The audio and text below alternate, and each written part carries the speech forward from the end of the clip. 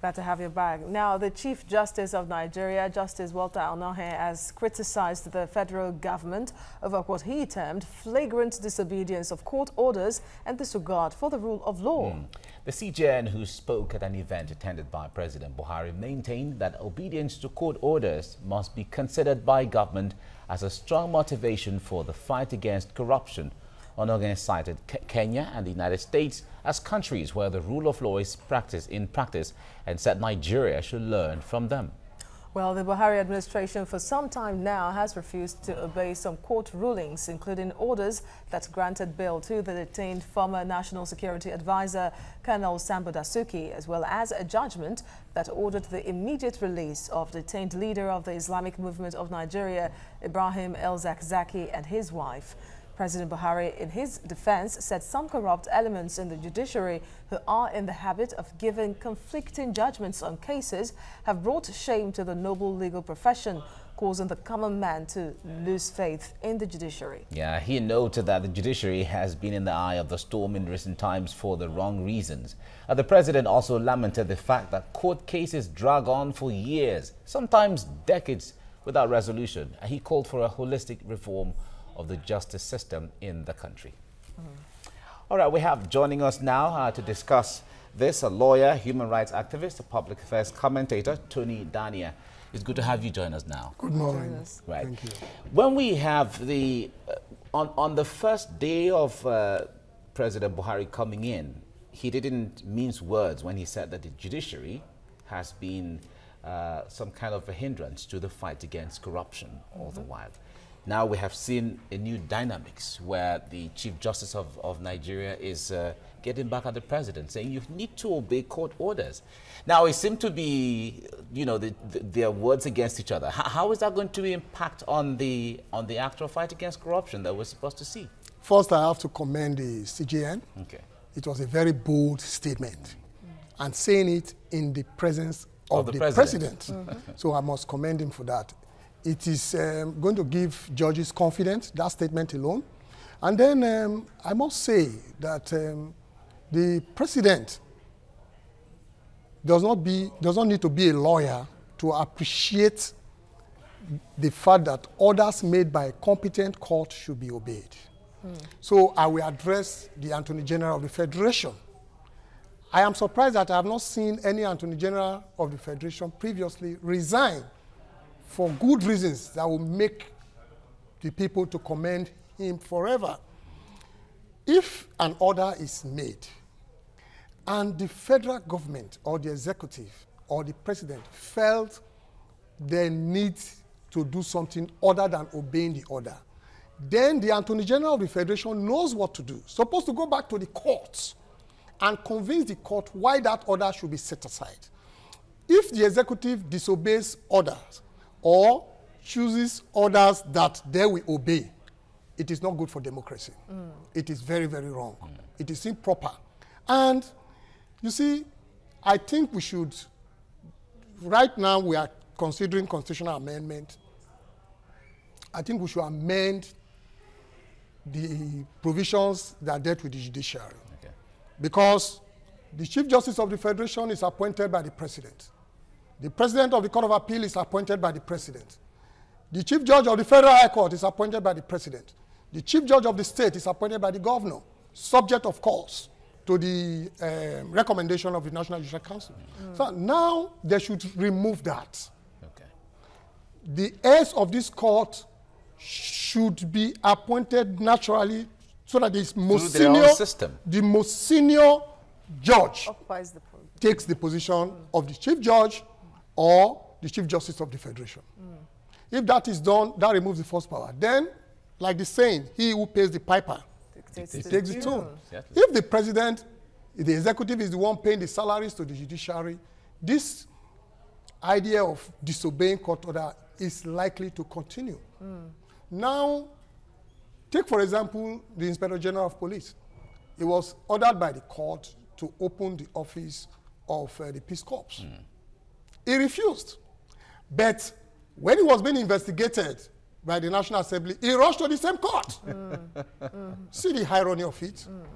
I think the idea of waiting for the president to give an okay before you do what you know is naturally proper, we must check that. And yeah, and then, of course, looking at it that way, some have said that there is need for strong institutions in the country because, yes, the president is one person. After employing and appointing the ministers and all that, that they are supposed to work on the side of the people of the country, not on the side of the president. Because the CJN cited the example of the United States, which, of course, we're familiar with, when the president made a court, an executive order, and the court ruled against it.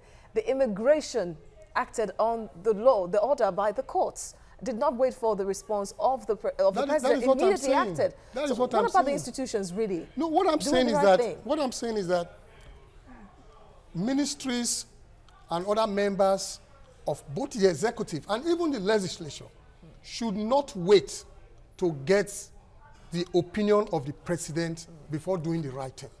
If a court order is given, you obey the court order.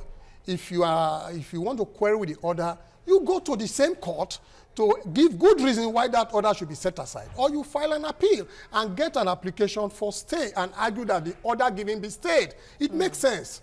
And that is why I will continue to blame the Attorney General of the Federation. He is the chief legal officer of the Federation. He is in charge of the Ministry of Justice.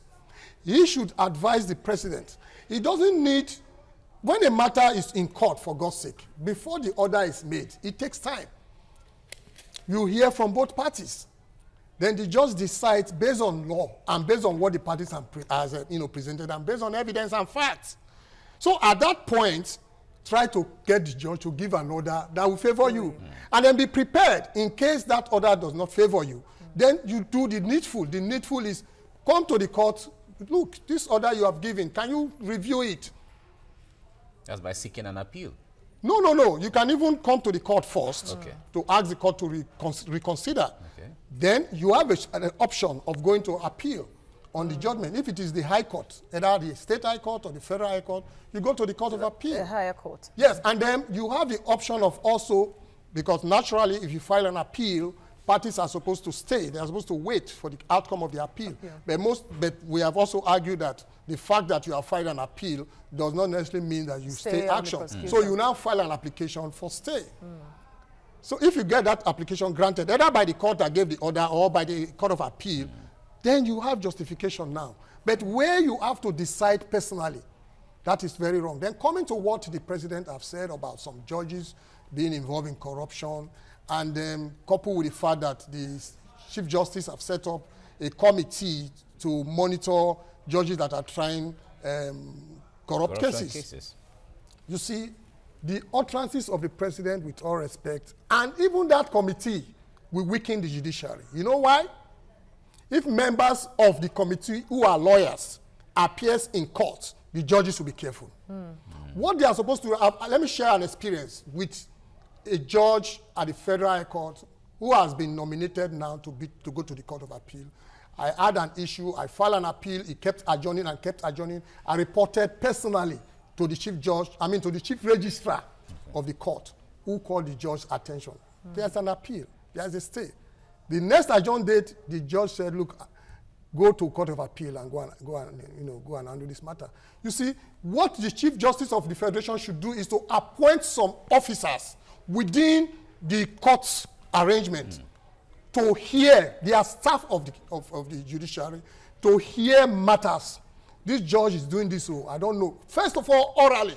And then the officer in charge will see if he can sort it out first, informally, even though he's acting officially. Before such a matter is done formally, that is, you do a petition and the National the whatever committee looks at it. But setting up a committee made up of lawyers, are they not in practice? Are they all clean of any wrongs? That is number one. Then the utterances of the president is also an attempt to intimidate the judiciary. It's wrong. If I were the president, with utmost respect, I invite the CJN and discuss with him. But the CJN didn't go to the president to say that, yeah, you should respect the rule of law. But he said it in the presence of the president. The fact is that the president, there is corruption everywhere. The judiciary is not an exception. Don't forget that judiciary cannot complain officially. I've not seen them complain. That is why I commended the CJN. It was a very bold step. That was an indictment on the president. The president, as far as I'm concerned, has done relatively well in other areas. But on this area, I won't blame the president much. If I were the Attorney General, I will let the people know that I've advised, I've tried to comply with orders, I've tried to obey orders, but I am being frustrated. Then I will resign. But how will he do that when he's an employee of the president? He's certainly there to... He should not see himself like the other ministers. You are in charge of justice. It is a different thing.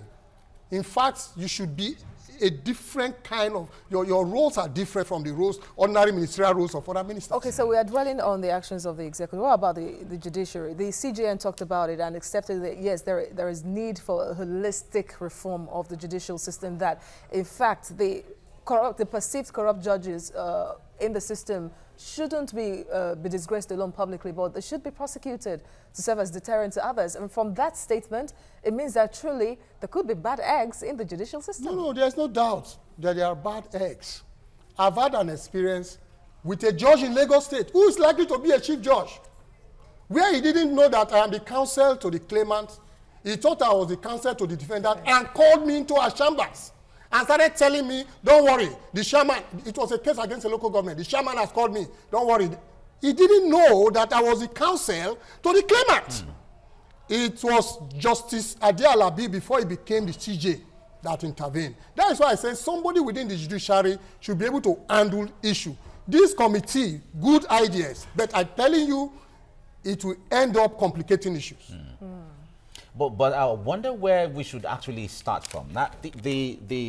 From what the CJN has said, it is the cited cases of Sambo Dasuki, Zakzaki. There are court resolutions or court orders for them to be released, and the executive, who has the powers to do that, is not. On the other hand, we have the cases where the president said that the judiciary sometimes, adjourn cases and corruption cases endlessly, sometimes until the end of the tenure of the person we are talking about, and then trivializes the whole thing in the first place. So these are all gray areas. But if we have to take the first step, where should it start from? Lagos State have taken the bold step, and the Federal High Court have done the same thing.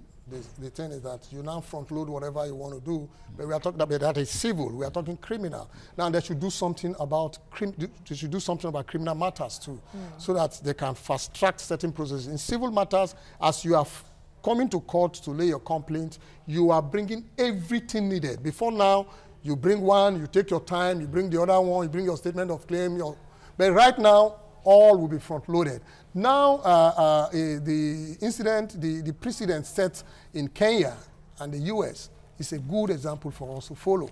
And then I must commend the CJ again, the CJN, because he went on to define corruption beyond our appreciation of corruption. It also means if a judge, for whatever reason, give a very bad judgment, a judgment that is conspicuously bad. Okay, so it brings to mind again what President Buhari talked about as well, the need for harmonization of judgments.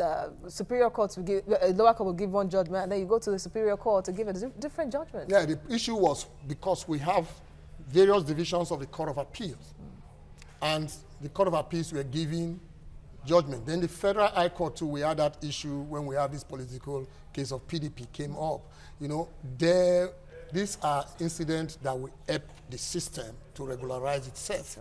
The Federal High Court, I'm very sure they are doing something about that. If a matter is before Court A, and then that brings us to the issue of digitalized monitoring of cases. Now, if a matter is before Court A at Port Harcourt, and almost the same parties, almost the same matter is pending in the Lagos High Court, something should be done to consolidate the cases. If the parties, majority of the parties are in Lagos, the judge at the Federal High Court, my advice, at Port Harcourt, should send the case to that of Lagos. And then we do that before. If we are before so many courts, the same matter, you do what we call consolidation in one court. So beyond that, I'm very sure they'll think of some alternative other than what I've recommended. Then there are some judges, with respect, are lazy. And most judges work under conditions that are pitiable. So if you want the best out of me, when I was small, they used to pray, oh, you will become a judge. I tell you something, I don't envy them. Because I have seen judges use their money to buy fuel, buy generator to enable them work. Judges use their money to buy books. Judges don't have legal assistants. And you need to listen to all cases. You are even expected to go and do research. Even though the lawyers are supposed to present all that you need, you need to go beyond that to go do something. Indeed, uneasy. Right. The judiciary should be given autonomy, independence. Let them have their own internal way of, appointing their heads. Let them have their fund given straight from source. Then let them pay themselves salary. And I want to advise the CJN to also appoint a public relations officer. Do you know that the judiciary does not have a public relations officer?